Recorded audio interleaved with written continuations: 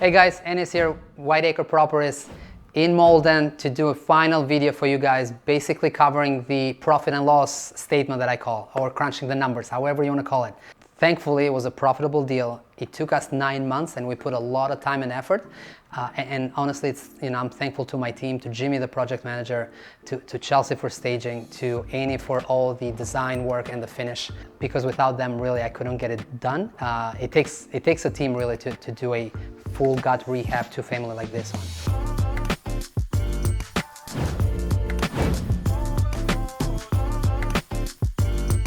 Let's talk about numbers. I know it's important to really know all the numbers even before buying a property, because if you just watch HGTV, sometimes you look at purchase price, sell price, and you think you're making the profit in between those numbers, and that's far from true. There's a lot of other fees and payments that you have to make in between. So let's go over those really quick.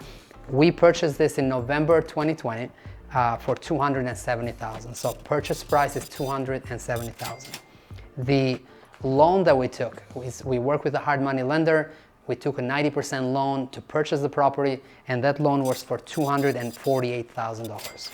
Other than that, for the purchase of the property, we had 2 points, and points are percentages of the total loan. So we had to pay 2% from the total loan to our hard money lender, and also we had closing costs.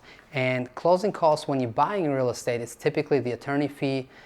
You are buying title insurance to ensure that the property is clear title, and then some recording fees with the registry and things like that. Those are all the closing fees and the purchase fees when we're buying the property.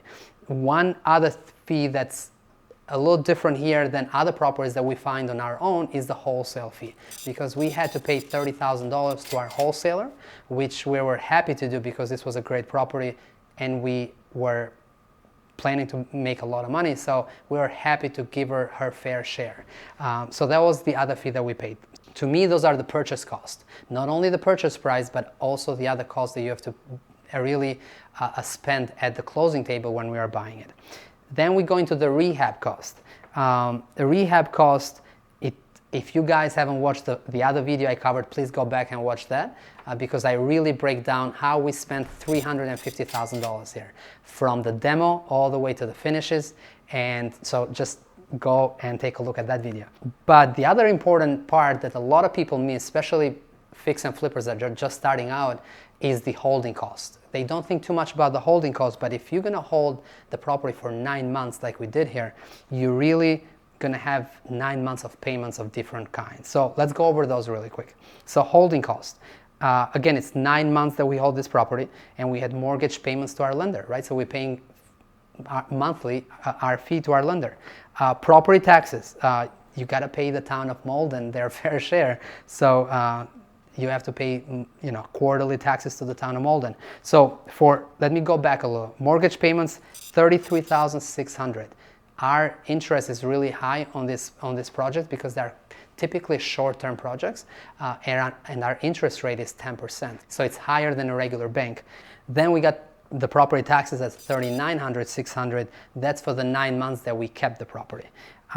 The insurance for the 9 months that we kept the property is $1,100. So the total holding costs, right, when you add up all the mortgage payment, property tax, insurance, utilities, lawn care, cleaning, all of that for the 9 months, the total number is $38,650. The selling cost, we are selling this property for $1 million, $11,000. That's what the buyer is paying for it. I'm excited about that because that's a really, really good deal and a good price. I think we're setting the standard now for this neighborhood, because there are no other comparable properties that sold for $1 million. So this one actually is setting the tone for everything to follow, which setting a new price record for us, it's a good thing. That shows that the buyer really liked our product here and the work that we put. The loan payoff. So we borrowed 90% for the purchase, right? I mentioned that, which came to $248,000, but we also borrowed $250,000 to renovate the property.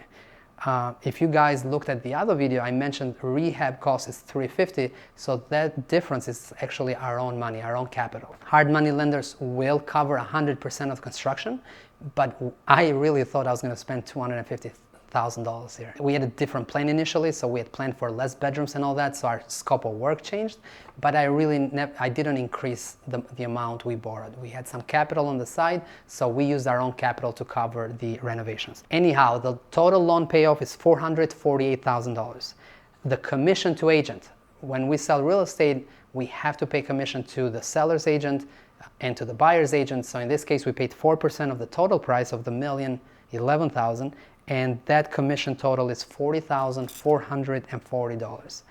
And the final number from the selling portion is the closing cost. You know, when we buy real estate, we have closing costs on that side when we buy it, but then we have closing costs when you sell it, unfortunately. And that is the attorney fee again, that is the Massachusetts stamp tax, because Massachusetts does tax you for selling real estate. So we pay that, and then we pay some recording fees. When we sell, we really don't have any title fees because we have done that, you know, at the beginning, but we have all these other fees. And in our case, that the closing costs are somewhere in the range of $5,260.16. So when you look at all this number and you start with the selling price, you subtract the purchase, you subtract all the holding costs, you subtract all the rehab costs and all the closing costs, the profit is $346,189.84. Close to $350,000, which for us, it's a home run deal. Typically, we don't make as much money on a two-family fix and flip, but we took a lot of risk here. We took a risk with a property that was really run down, and we didn't know the condition once we were going to open walls. So when you take big risk, you typically, if you run your numbers correctly, you get, you know, big reward. So it works for us really well. Our usual profit on a fix and flip is somewhere between $60,000 and $80,000, but that's also because we do light cosmetic work most of the time. So typically we go and change floors, kitchen and bathrooms, we paint, maybe do some siding work, but not a full gut rehab or addition. So in this case, we did a lot more work, and we made a larger profit. So I'm happy for the numbers and what we accomplished here. I know the buyer is super excited to move in.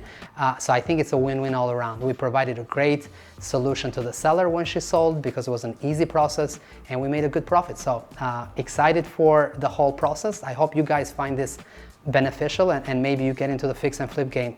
And if you like this content, please go share, subscribe, comment below, because I really want to get some feedback. I would love to get some feedback from you guys. So thank you. Catch you on the next one.